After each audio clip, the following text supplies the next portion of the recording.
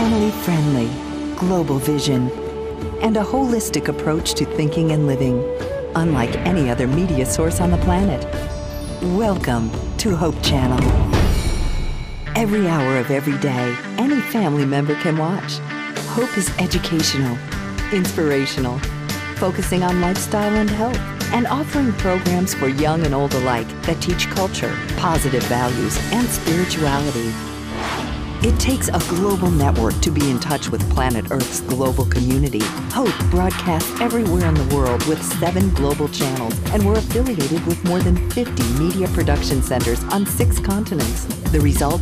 Hope Channel provides a diverse cultural programming mix in many of the world's major languages. Hope is more than great television. It's also part of an international conduit of educational institutions, churches, retail outlets, and hospitals that represent a solid economic base. And Hope Channel viewers are loyal, encouraging friends and neighbors to watch. Why? Hope viewers believe that Hope Channel not only enhances living, but changes lives through its compelling lineup of programs. Documentaries taking your subscribers around the world and back through time, visiting places where history was made. Fascinating biographies that open up the lives and times of people who made a difference in society. Travel programs that transport the viewer around the world, demonstrating how people work together to make a better planet. Inspirational programming challenges viewers to experience the joy of discovering faith values and offering spirituality as an important part of a balanced lifestyle. Health and lifestyle programs teach disease prevention and make healthy living simple and attractive. Hope Channel programs provide invaluable support for developing healthy relationships and strong communities. Diverse and positive programming. A global infrastructure and network. A commitment to family-friendly programming 24 hours a day, 7 days a week. This is Hope Channel, your source for quality of life programming.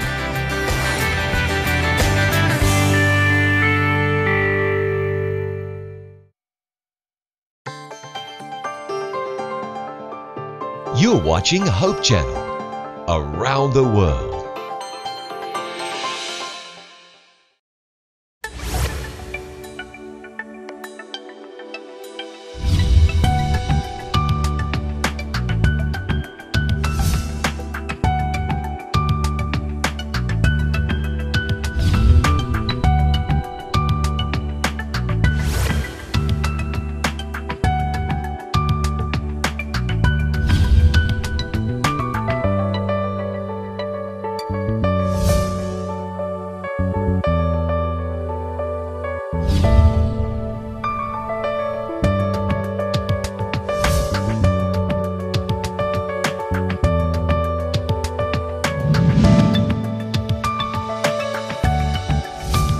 Isang pagpalang araw po sa inyong lahat, minamahal naming mga taga-subaybay.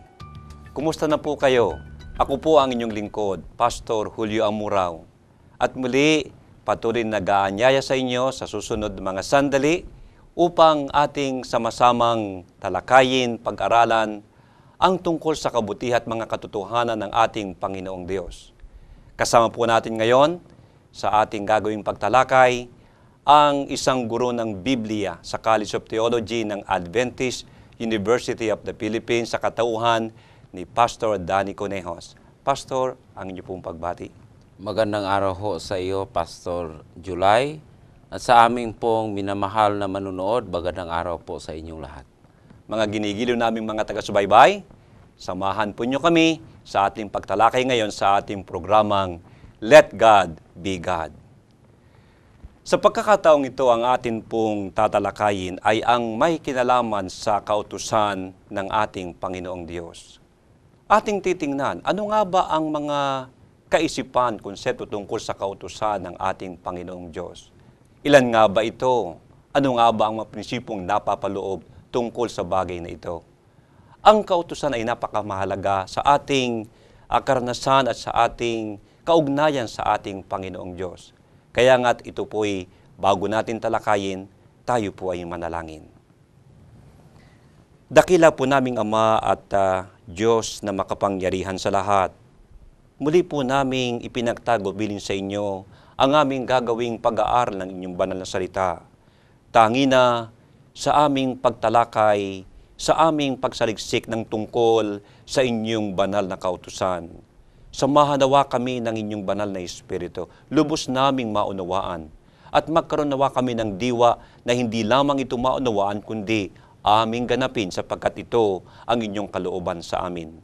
Samahan po niyo kung pagpalain sa aming pag-aaral ngayon, alang-alang sa pangalan ng aming Panginoong Hesus. Pastor Conejos, ang ating paksa ay mahalaga. Ito'y tungkol sa kautusan ng ating Panginoong Diyos. At pag napapag-usapan ang kautusan ng ating Panginoong Diyos, ano ang mga pangunahing mga bagay na dapat na isaisip ng tao? Sa ngayon, uunahin ko po yung isyo na kailangan nating lilinawin. Okay. Mayroong mga kaisipan na itong kautusan ay katunggali sa habag o yung grace ng Panginoon. Kalaban. Kalaban. Pero ang tinuturo sa Biblia, kung tatanggapin natin na ang Panginoon ay makapangyarihan at siya ang dapat nating sundin, yung kautusan ay hindi kalaban sa habag ng Panginoon. Ibig sabihin, law and grace hindi magkalaban. Hindi magkalaban. Ang kautusan at ang biyaya ng Diyos ay hindi magkalaban. Sila ay magkasama. At sila ay may kaugnayan. Okay, so hindi sila magkalaban. Tulad ng gawin ko na yung ginamit mismo yan sa bagong tipan. Sabi ng sinabi diyan na yung para bang nakatingin ka sa isang salamin. Ang 10 utos, parang salamin. Tingnan mo. So ang salamin, nagsasabi na may dumi ang mukha mo. Kailangan ang retouch dito banda. Yun ang sinasabi sa salamin. Pero ang salamin, walang magawa para gawin yun. Kaya pupunta ka doon sa may kapangyarihan. Kaya yung law, yun ang nagpahayag na tayo ay guilty, makasalanan. Kasi linabag natin ang kautusan. Okay. Anong kailangan natin para tayo maligtas? Biyaya. Biyaya. Habag. Saan yan matagpuan? Doon sa ating Panginoong Hesus. So kung wala yung kautusan, hindi mo malaman na may pangangailangan ka sa ating Panginoong Hesus. Okay. Yun ang simple na relasyon sa habag at saka sa kautusan. Ng biyaya at saka ng kautusan. Okay. Pero dito, ang suhito natin, ano ba itong kautusan? Yung salita na law. Yung salita na law, kung minsan general. Pero malawak. Pero kung lagyan mo ng modifier, law of God, na specific na. Na yun ay kautusan ng Panginoong Diyos. Panginoon. Okay. Yung salitang law mismo, kung pupunta tayo sa lumang tipan, yung Biblia ng mga Hebreo, ng mga Hudyo, mayroon ng 3 division. Ang unang division yung Torah. Sa English, law. Okay. Sa Hebreo, Torah. Ano ba ang komposisyon ng Torah? Yung first 5 books of Moses. Genesis hanggang Deuteronomy. Yun ang Torah. Ang pangalawang seksyon, yung tinatawag ng Nebiim o Nabiim, na yun ay prophets. So yun ay mga hula. Ang mga hula ng mga propeta. Sulat ng mga propeta. Sulat ng mga propeta. Ang pangatlo, yung tinatawag na Ketubim. Plural yon, Ketubim. Nebiim, prophets, kasi may IM eh. Ketubim, writings. Yun ang mga historical writings, wisdom, literature, psalms, proverbs. Yun ay writings. So, 3 division. So, yung sinabi ng sa bagong tipan na siya ay pumarito upang tuparin yung law and the prophets, ibig sabihin yung 2 seksyon ng banal na kasulatan. Na yun ang ginagamit sa New Testament. So, yun ang broader na concept sa law. So, yun ang malawak yung salita lang na law. Kautusan, yun malawak turah, na kahulugan. Okay. Na Torah. Sa Hebrew, Torah. Kesa sa Greek, nomos. Nomos. Yung commandments naman sa Greek ay intole yun. Intole. Magkaiba yung words na yon. Ngayon, yung sinasabi na law of God, sa ating paniniwala ito, ang the great principles, yung pangunahin o yung dakilang prinsipyo ng law of God, ng kautusan ng Panginoon, ay na-embodied yan sa 10 Commandments, sa 10 utos. Napaloob doon sa 10 utos. Sa 10 Decalogue. utos. Sa Decalogue. Kasi yung kautusan ng Panginoon, yun ang ginagamit ng Panginoon, yung law of God na universal. Yun ang ginagamit ng Panginoon to govern the universe. So the whole universe is governed by the law of God. Okay. Na ngayon, ang prinsipyo sa law of God na yun for the whole universe ay naparito sa specific na commandments para sa mundong ito. So yung 10 commandments is specific yan para sa mundo natin. Anong nasa 10 commandments? Yung great principles na andoon sa law of God na ginagamit sa pag-govern sa buong universo. Sa pamahalaan ng Diyos. Gobyerno ng Diyos sa buong universo. Okay. Kasi ang Diyos ay soberente sa buong universo. Hindi lang sa mundong ito. Paano natin masasabi yan? Practical consideration. Na yung wording sa 10 commandments ay specific para lang sa atin dito. Tulad ng, thou shalt not kill. Yung walang kasalanan, wala namang patayan doon. Hindi kailangang isulat doon na thou shalt not kill. Hindi ba? Yung, thou shalt not covet your neighbor's wife. Yung angel, wala yung asawa. Kaya, walang iimbuting asawa walang ng iba. iimbuting asawa ng iba. Okay. Kaya specific yan sa ating pangangailangan. Pero anong napaloob doon? Yung prinsipyo. Ano yung dalawang prinsipyo? Ang dalawang prinsipyo na nasa 10 utos, na yun ay galing doon. O yun din ang kaloob doon sa the law of God, kautusan ng Diyos. Sa kautusan ng Diyos sa buong universo, yung tinatawag na, yung tinanong ang ating Panginoong Hesus. Ano ba ang dakilang kautusan? Anong sagot ng ating Panginoong Hesus doon sa Mateo 23? 22. 39. Anong sagot niya? Okay. Ang unang kautusan ito. Ibigin mo ang Diyos sa buong puso, buong isip, buong kaluluwa. Buong kaluluwa. Okay. Yun ang una at dakilang utos. Ang pangalawa, magkahalintulad. Ibigin mo ang iyong kapwa-tao katulad ng iyong sarili. Okay.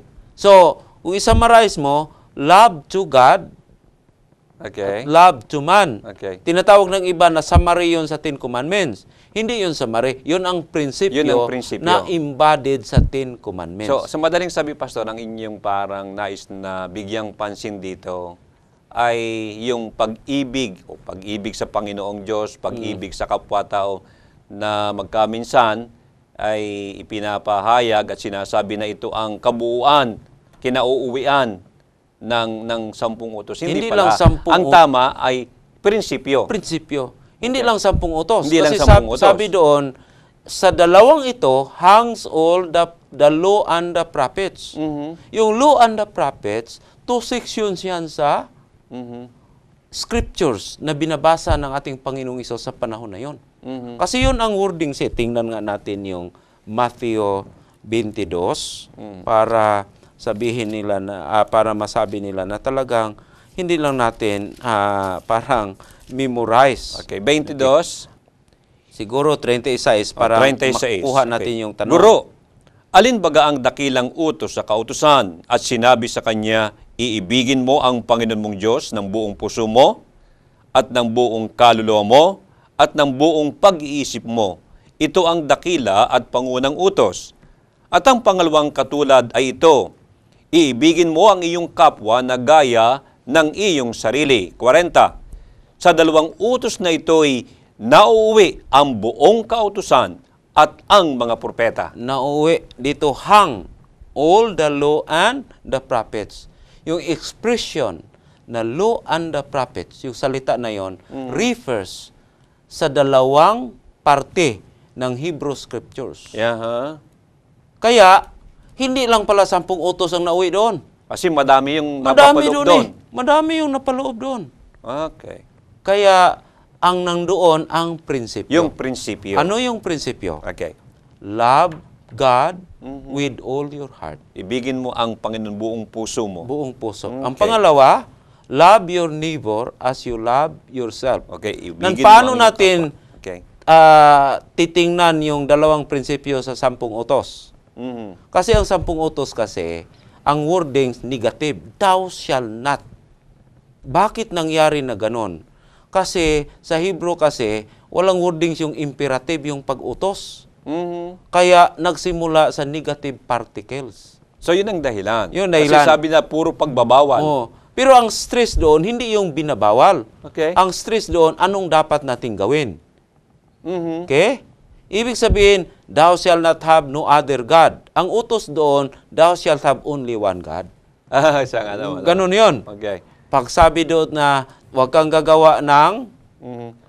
Larawang larawan, ng anumang bagay na huwangi sa langit. Mabuti pa, Pastor, siguro basahin natin. basahin Okay. natin yun. Tingnan natin, ito ay masumpungan sa aklat ng Exodo, Kapitulo 20. At siguro, talakayin na rin natin ito ng sama-sama tungkol sa mga prinsipyo na yan na inyong idinidiin sa atin ngayon. Exodo, Kapitulo 20.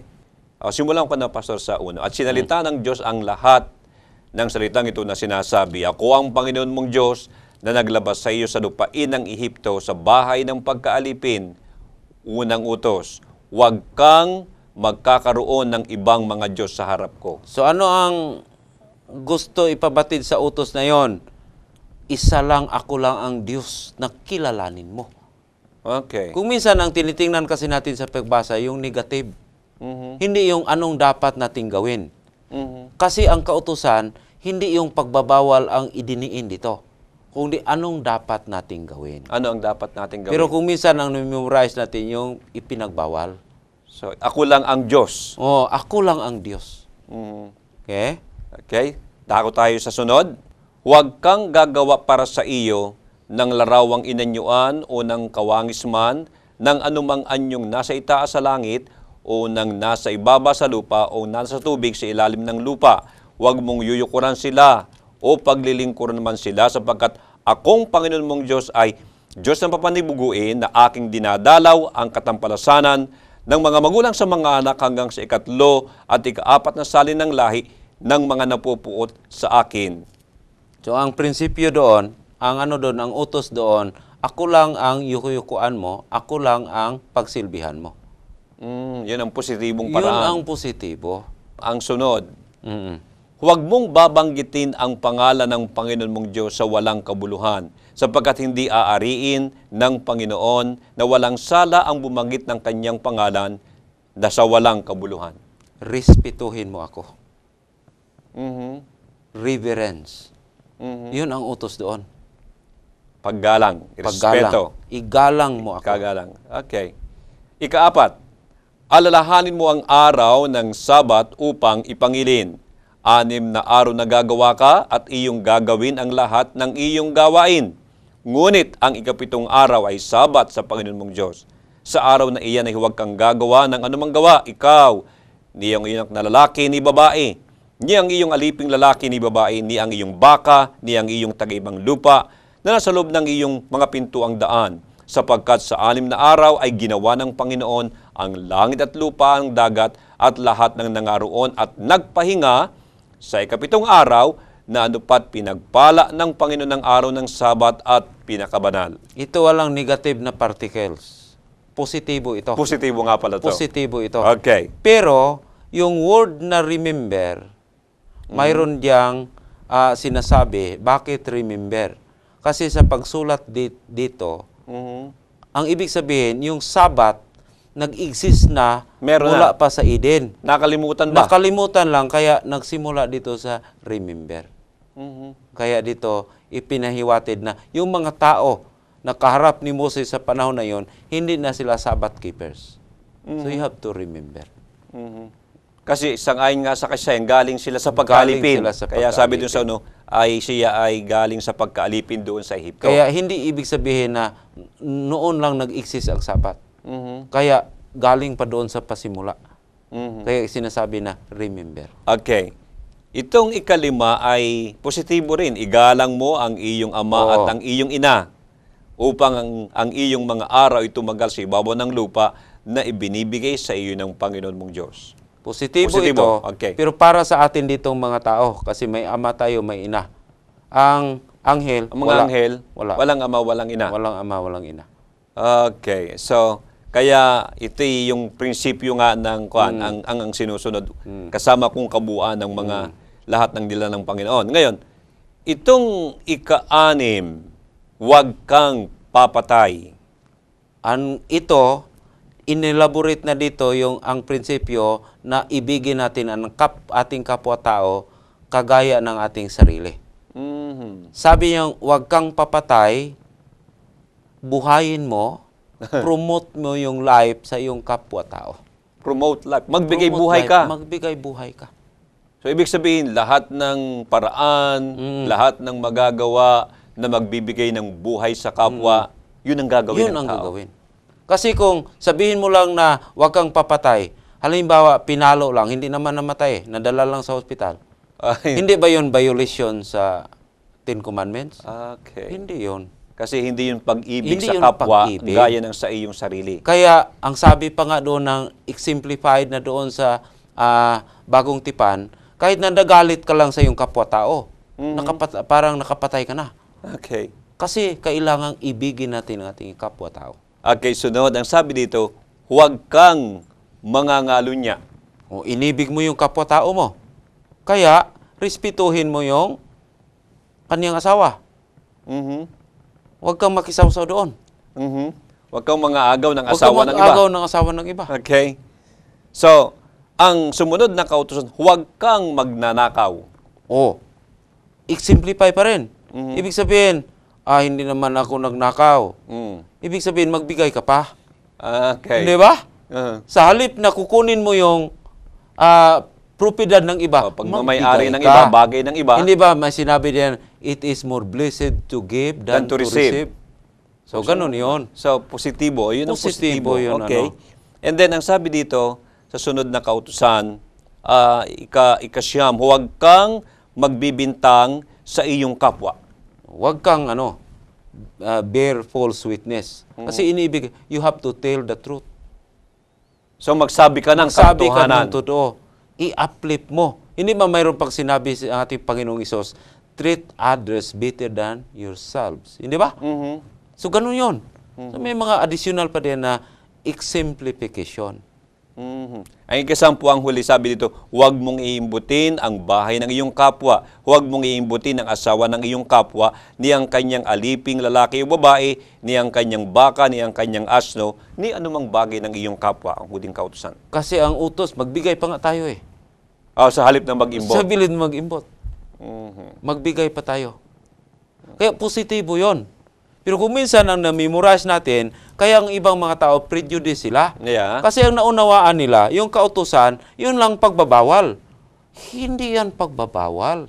Yung kautusan, ano yung dapat nating gawin? Kaya ang prinsipyo doon, ibigin ang Panginoon. Una sa lahat, yun ang pinakadakila. Ang pangalawa, ibigin ang ating kapwa-tao.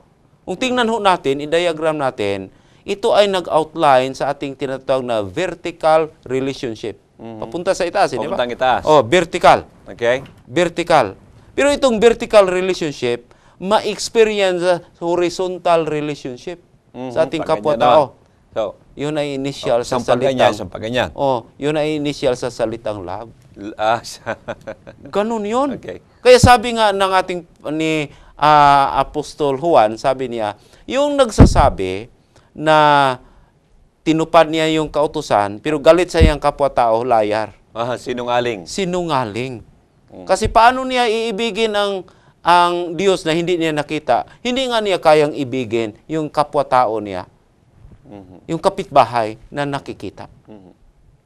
Kaya, kung tutuparin itong mga prinsipyo na na-embodied yan sa 10 utos, magiging mapayapa, harmonia ang ating pakikitungo sa ating kapwa-tao, pati yung relasyon natin sa Panginoon. So ang ating tingnan dito, Pastor, ay yung 10 utos na ibinigay ng Panginoong Diyos para nga doon sa unang-una ay para sa tao nga at particularly nung panahon nga ay doon sa bansang Israel. Ngayon, kung titingnan natin, ano naman ang maaaring masabi natin tungkol sa 10 utos doon sa bagong tipan? Sa bagong tipan, yung utos doon, hindi yan nagbabago. Clarify lang. Ni-re-emphasize. Kasi yung mga Hudyo na tumutupad sa 10 utos, ang tinutupad nila yung litra, yung pagbabawal. Okay? Kaya kinurik ng ating Panginoong Hesus. Kaya sabi ng ating Panginoong Hesus, nang tinupad na niya, sabi niya, narinig ninyo ng una, na huwag kang ibigin mo yung kapitbahay at kapuutan mo yung kaaway. So ito po may kinalaman dito sa tinatawag na yung kaugnayan. Ito na ba yung sinasabing kaugnayan ng Panginoon doon sa tinatawag na kautusan? Oo. Kasi masasabi natin na yung buong buhay ng ating Panginoong Hesus, yun ay nagpapahayag, nag-expound, nag-exemplify sa 10 utos. Hindi lang sa 10 utos, sa buong law and the prophets. So dalawang bagay ang inyong binabanggit, Pastor. Ang buhay ng ating Panginoong Hesus, napakagandang pagtuunan natin ng pansin nga yung dalawang bagay na yun. Hindi lamang ito, kumbaga, nagbibigay ng halimbawa, kanyang isinakabuhayan, kundi ang sabi pa ninyo, ang ating Panginoong Hesus ay kanya pang pinalawak. Pinalawak pa niya ang kautusan. Isinabuhay niya. Isinakabuhayan ang diwa at pinalawak kautusan. pa. Pinalawak pa. Sa paanong paraan? Halimbawa, ating himay-himayin. Okay. Love God with all your heart. Okay. Kaya nung doon siya sa wilderness, anong nangyari doon? Nang tinukso ng diablo. Naalala natin yan, na nung tuksohin ng diablo, ni Satanas, ang ating Panginoon, yung pangatlong tukso niya doon, na sabi niya, pinapakita yung lahat ng mga kaharian sa balat ng lupa, at ang sabi ng kaaway, ang sabi ng diablo, ang lahat ng ito ay ibibigay ko sa iyo kung sasamba ka sa akin. So, huwag kang magkakaroon ng ibang Diyos sa harap ko. Kaya sabi ng ating Panginoong Hesus, get away. Sambahin mo lang ang Panginoon mong Diyos. At yun nga ay mayroong kailangan doon sa pag-ibig. Pag-ibig sa ating Panginoong Diyos. Ating Panginoong Diyos. Noong doon siya sa templo, recognize niya na ayun ay tahanan ng kaniyang ama. Ay may nagtinda doon. Ginawa niya doon. Pinakawalan yon. Sabi niya, ginawa ninyong marketplace, yung bahay ng aking ama. Kasi iniibig niya ang Panginoon. Kaya yung prinsipyo sa pag-ibig ng Panginoon, talagang nakita doon sa pamumuhay ng ating Panginoong Hesus. Ay paghalimbawa, yung may kinalaman sa pangingili ng araw ng Sabat. Doon din. Kaya pumunta din siya doon. Pero parang iba naman yata ang paraan noong kanyang pagtuturo noon tungkol sa araw ng Sabat. Kasi ang mga Hudyo, ginawa nilang suliranin yung Sabat para sa mga tao. In fact, I remember, Pastor, na inakusuhan pa nga siya ng mga teachers of the law, ng mga guru sa kautusan, na Sabat breaker. Na ang ating point ay nilalabag ang araw ng Sabat.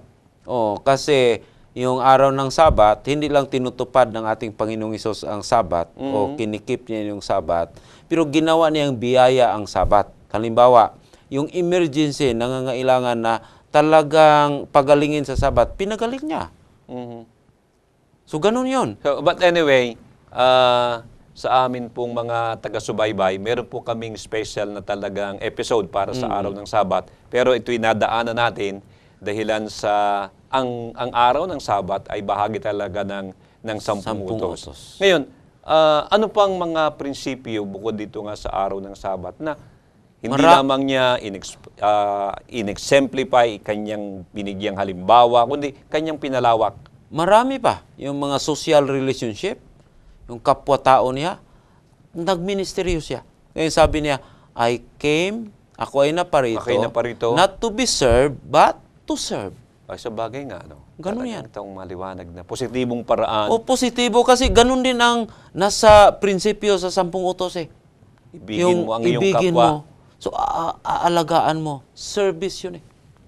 So, yung buhay ng ating Panginoong Hesus sa kabuuan, yung tinatawag na ministry, okay? Yung kanyang paglilingkod, yung kanyang pagpapagaling sa mga merong karamdaman, yung kanyang pagpapakain doon sa mga nagugutom. Magnification yun sa prinsipyo. Yun ay yung pinalawak at kanyang talagang pagsasakabuhayan ng prinsipyo ng kautusan ng ating Panginoong Diyos.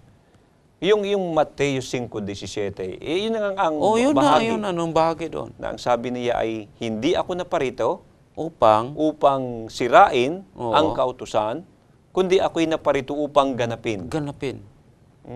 Talagang ipinakita niya.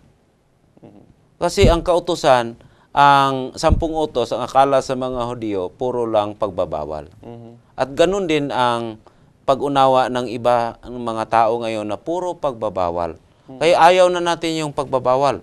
Hindi naman pagbabawal yung 10 utos. So, ang 10 utos ay hindi nga lamang niya pinalawak o di kaya ay in-exemplify. Kasi nga, gaya nga halimbawa nung sinabi ng Panginoong Hesus na sabi niya, ang sinumang narinig niyong sinabi, huwag kayong mangangalo niya. Pero ang sinumang tumingin sa isang babae na mayroong masamang pagnanasa, mayroong masamang pita sa kanyang mata, nangangalo niya na dito. Nagkakasala na ng pangangalo niya. Sabi niya, sinasabi na ito kung ikaw ay pero pag tinawag mo lang na ganito, ikaw ay para nang pumatay. Kung ikaw nagalit, ay para nang... Pag sinabi mo sa iyong kinagagalitan, ulul ka, raka, ikaw ay nagalit, nagkakasala na ng pagpatay. So talagang kanyang pinalalim pa ang tinatawag na hindi niya binaliwala ang kautusan. Hindi niya binaliwala.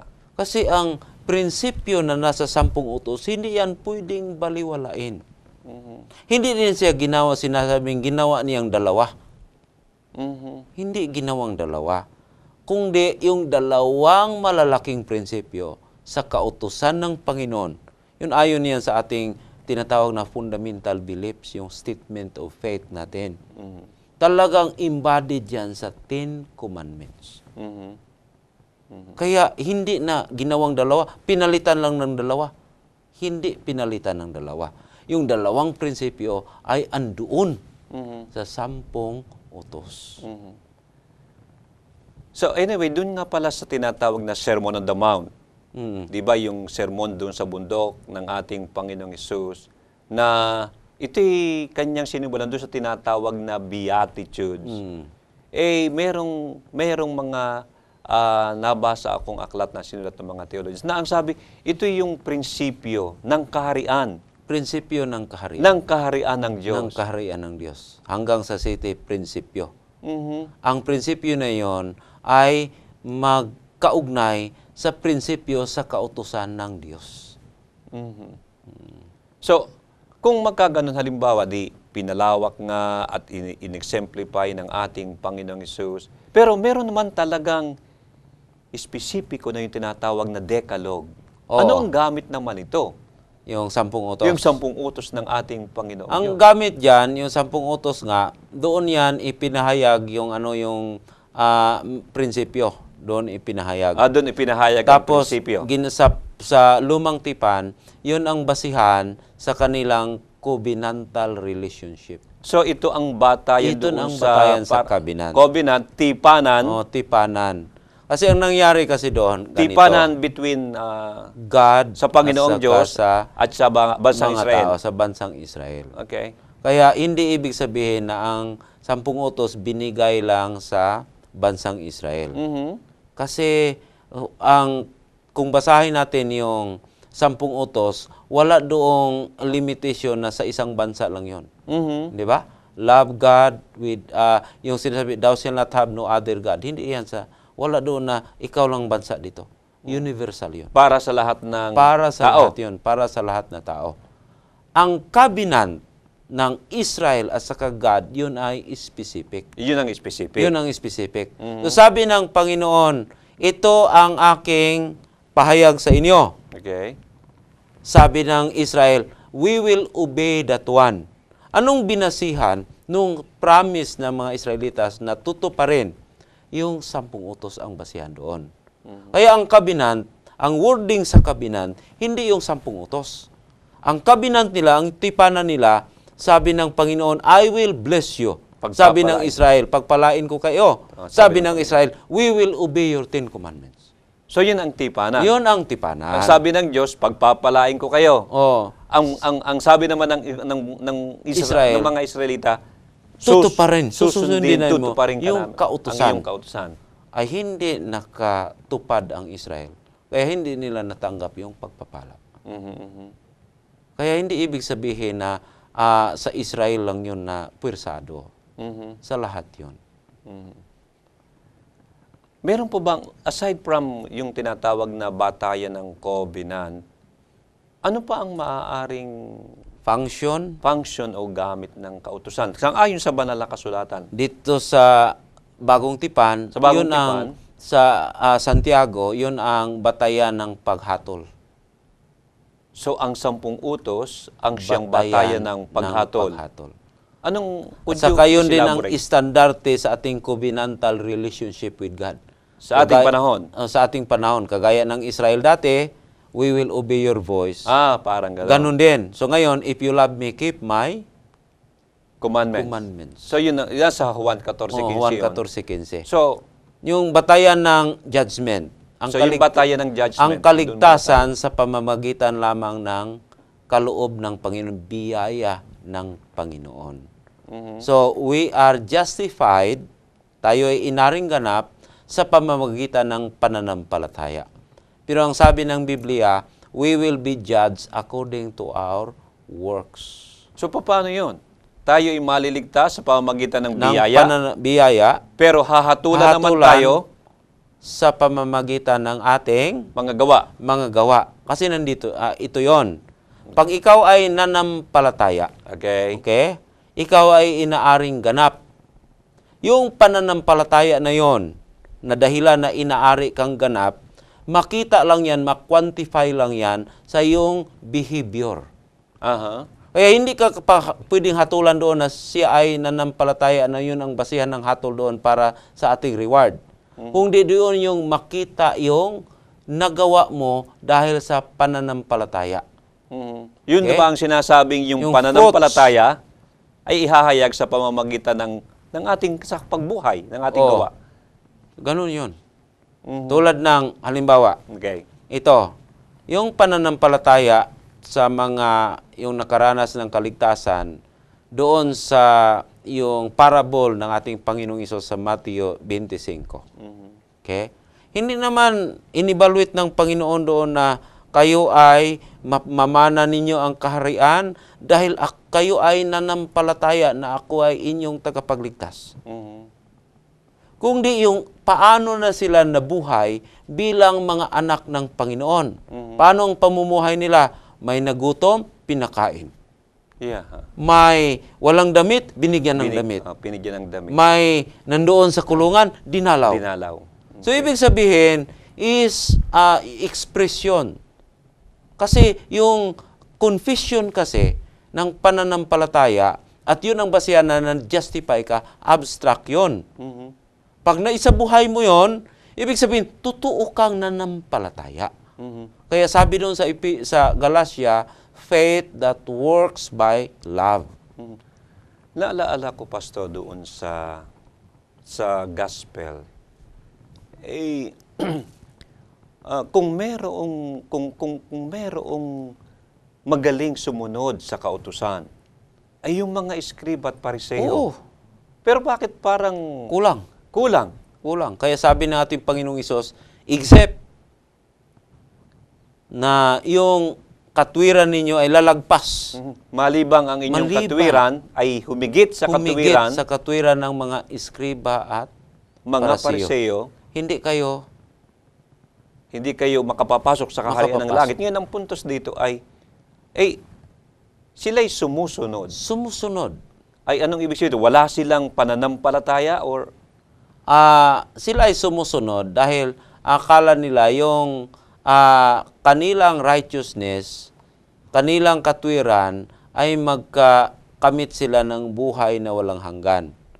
Pero ang tinuturo sa Biblia, ang buhay na walang hanggan, nasa ating Panginoong Hesus. So yun ang puntos doon. Yun ang puntos doon. Wala sa kanila ang pananampalataya sa ating Panginoong Hesus na magbigay ng buhay na walang hanggan. Kaya sabi nga niya doon sa Juan Kapitulo 5, kayo'y nagsaliksik sa banal na kasulatan. Yeah. Kasi nag-iisip kayo na sa pamamagitan noon, magkaroon kayo ng buhay na walang hanggan. At ito ang nagpapatunay sa akin, nagpatutuo sa akin. Pero, sabi niya sa 40, hindi kayo naniwala sa akin. Kung naniwala sana kayo sa akin, mayroon kayong buhay na walang hanggan. Sinaliksik ninyo yung kasulatan, pero hindi kayo naniwala sa akin. Sinasabi niyo, pinalaki ninyo na naniwala kayo kay Moses. Kung totoong naniniwala kayo kay Moses, naniniwala din kayo sa akin. Kasi si Moses sumusulat tungkol sa akin. Sila ba yung pinag-uukwal ng mga paglarawan ng Biblia na sinasabi na sumusunod sila doon sa tinatawag na titik sa letra ng kautusan, pero hindi sa espiritu? Hindi, wala sa diwa. Wala sa diwa talaga kasi ang diwa ng kautusan, yung positibo na gawin mo. Yung principles ay talagang batay sa pag-ibig. Batay sa pag-ibig. Tama bang sabihin na batay sa pag-ibig? Ang prinsipyo ng kautusan nga ay batay sa pag-ibig. Sa kanila, hindi batay sa pag-ibig. Sarili. Dalawang pumunta sa synagogue, doon sa templo. Ang Pariseo nanalangin, Panginoon, salamat ho na ako ay matuwid. Ako ay nagbigay ng ikapu. Totoo yung sinasabi niya lahat. Totoo yung sinasabi. Hindi ako katulad ng isang tax collector na sa likod ko. Ay totoo. Pero yung tax collector na doon sa likod, sabi niya, Panginoon, ako'y nagkasala. Patawarin mo po. Patawarin ninyo ako. Ako'y nagkasala. Sabi ng ating Panginoong Hesus, nang umuwi yung dalawa, ang napatawad yung tax collector. Hindi yung. Kasi ang Pariseo hindi naman humingi ng kapatawaran. Pinakita lang ang kaniyang katwiran. Pero ang sabi doon, yung katwiran natin sa tao ay hindi yan magbigay sa atin ng buhay na walang hanggan. Ang katwiran lang ng ating Panginoong Hesus. Meron po akong naalalang isang talata sa Biblia. At ito yung masumpungan sa aklat ng Apokalipsis. May kinalaman ito sa kautusan at may kinalaman ito sa pagsunod. Nais ko pong hingin ang inyong kaisipan tungkol sa bagay na ito. Yaman din lamang na ating tinatalakay ang tinatawag na utos ng Panginoong Diyos. Sabi dito, 14:12, binarito ang pagtitiyaga ng mga banal, ng mga nagsisitupad ng mga utos ng Diyos at ng pananampalataya kay Jesus. Dito ay parehong binanggit ang tinatawag na utos ng Diyos at pananampalataya. Faith of Jesus. Okay. Kasi dalawa yung translation yan. Pwede na faith of Jesus at saka faith in Jesus. Kaya yung lifestyle pala, yung pagpapasensya ng mga banal, kaakibat doon yung pagtutupad. Okay. Yung pagtitiyaga. Pagtutupad sa kautusan. Okay. Pero yung basihan ng kanilang kaligtasan is yung faith of Jesus. Yung faithfulness of Jesus. Ano yung faithfulness of Jesus? Nang nabuhay ang ating Panginoong Hesus dito, He was so faithful. Kaya nakaproduce siya ng katwiran na pwedeng i-impute sa atin. Okay? Na pwedeng ibigay sa atin. So, yun ay faith of Jesus. Paano natin yan ma-experience pagka nagkaroon tayo ng faith in Jesus? Aba, pala yung dalawang bagay. Dalawang bagay. Of Jesus. Yung faith of Jesus, yung accomplishment yan, yung faithfulness ng ating Panginoong Hesus. Yung katapatan ng ating Panginoong Hesus. And then, mapasa atin yan pag magkaroon tayo ng personal na faith in Him. In Jesus. So, dalawa pala yun. Faith of Jesus and faith in Jesus. Jesus. Mapapasa atin. Mapapasa atin. Ngayon, Malapit na po tayo magtapos at nais kong ibigay yung pagkakataon tungkol dito sa tinatawag na kautusan bilang isang systematic theologian. Ano po yung mga karaniwang, meron bang mga tinatawag na mga problema o problematic text o mga issue tungkol sa kautusan? Mayroong mga talata na tinatalakay nila pero hindi na natin ma-elaborate masyado dito. Okay. Pero actually kung tingnan mo yung yung talagang konteksto sa talata, walang problema. Nagkaroon lang tayo ng problema, yung mga interpreter, kasi sila ay nagbibigay ng hindi angkop na tanong. Kasi kung minsan, nagtatanong tayo sa talata na hindi naman yun talaga ang talagang layunin sa talata na yon. So mali ang tanong na itinatanong natin. Tulad ng yung ang kautusan, nawala ba ang kautusan? Okay. Wala naman talagang itinuturo na nawala ang kautusan. Okay? Hindi lang naunawaan natin kung ano yung ibig sabihin doon na parang hindi na ito dito applicable dito. Hindi lang naunawaan. Kasi parang nasunda ko yung binabasa. Ito ba yung mga paggamit halimbawa ng mga salitang mga palatuntunan? Palatuntunan. At parang ikinokumpara o parang kanilang itinutulad na at pinapakahulugang kautusan, something like that. Magkaiba yon. Kasi tulad ng sabi nila, wala na yon kasi yun ay shadow.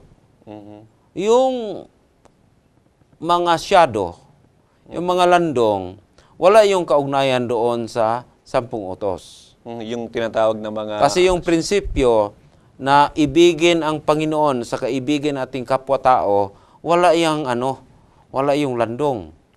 At hindi yung landong sa kahit anong bagay. Yung mga ordinansa na may landong, doon yan sa rituals. Okay. What do you mean, Pastor, yung landong?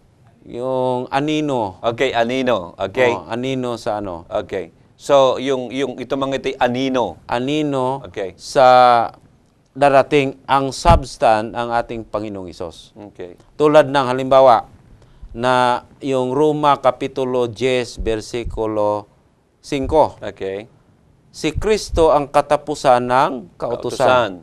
Christ is the end of the law.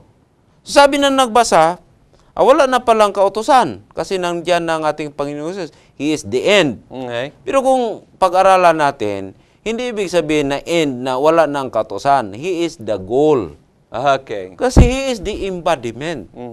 So pag nandoon na tayo kay Kristo, hindi na wala ang kautusan. Kasi ang end doon, He is the goal. So binabanggit po niyo, Pastor, na karaniwan ang nagiging problema pagka ang tinatalakay o naisunaway ang kautusan, yung mga tanong na itinatanong ng mga hindi angkop.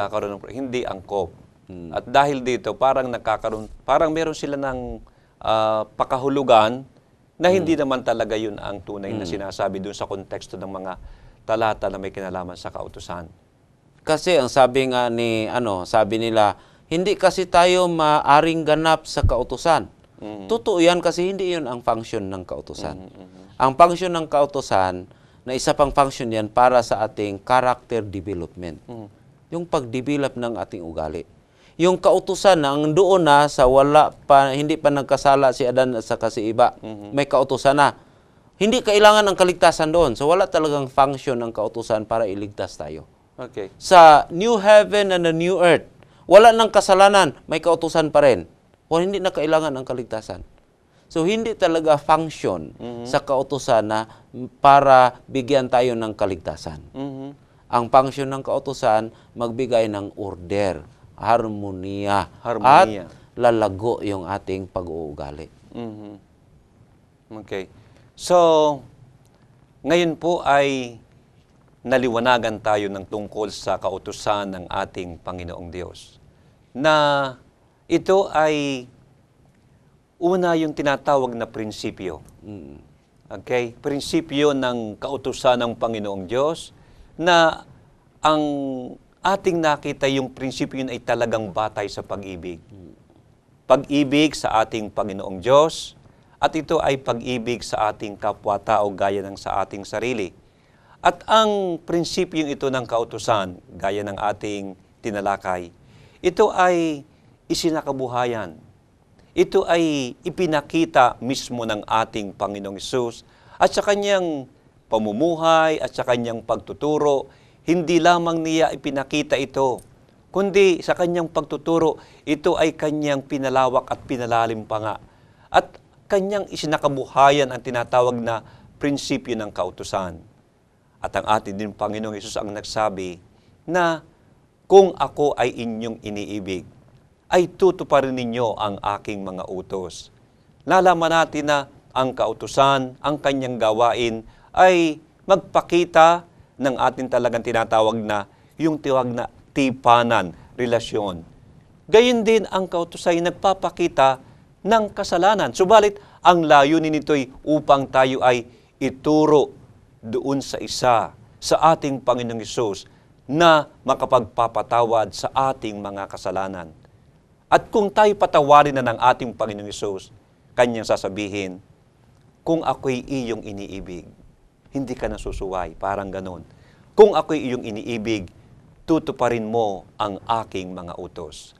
Minamahal kong mga kaibigan, minamahal kong mga sumusubaybay sa palatuntunan ito.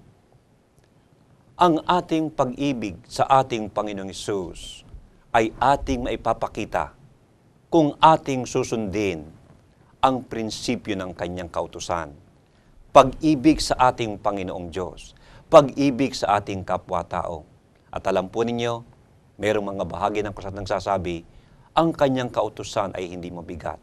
Tandaan po natin, ang ating Panginoong Hesus, tinatawag tayo na tayo sumunod sa Kanya.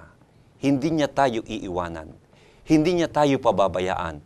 Hindi niya tayo utusan ng mga bagay na hindi natin kayang sundin.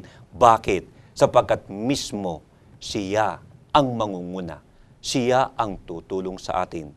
At kung ito'y ating sundin, ito ang ating daan ng masaya, maayos, na buhay, hindi lamang sa ating pamilya, kundi ito rin ang mag-aakin ng isang magandang pamayanan at ito ang isang uri ng pamumuhay na kung saan ang prinsipyo ng paghahari at ng kaharian ng Diyos ang ating maranasan. Kaibigan ko, minamahal kong mga taga-subaybay, hindi po ba nais ninyong mabuhay kayo na ang prinsipyo ng kaharian na ito'y ating makita sa kanyang kautusan, ito ang ating ipamumuhay. Tayo po ay manalangin. Mapagpala po naming Diyos, dakilang Ama, salamat po sa inyong dakilang pag-ibig. Ang inyong prinsipyong ito na inyong ibinigay sa amin napapaloob sa inyong 10 utos. Tulungan po ninyo kami na yayamang ito ang paraan na ipinakita sa amin ng aming Panginoong Hesus. Bilang pagpapakita ng aming pag-ibig sa Kanya, maghanap namin ang inyong kalooban. Sundin po namin ang inyong kautusan.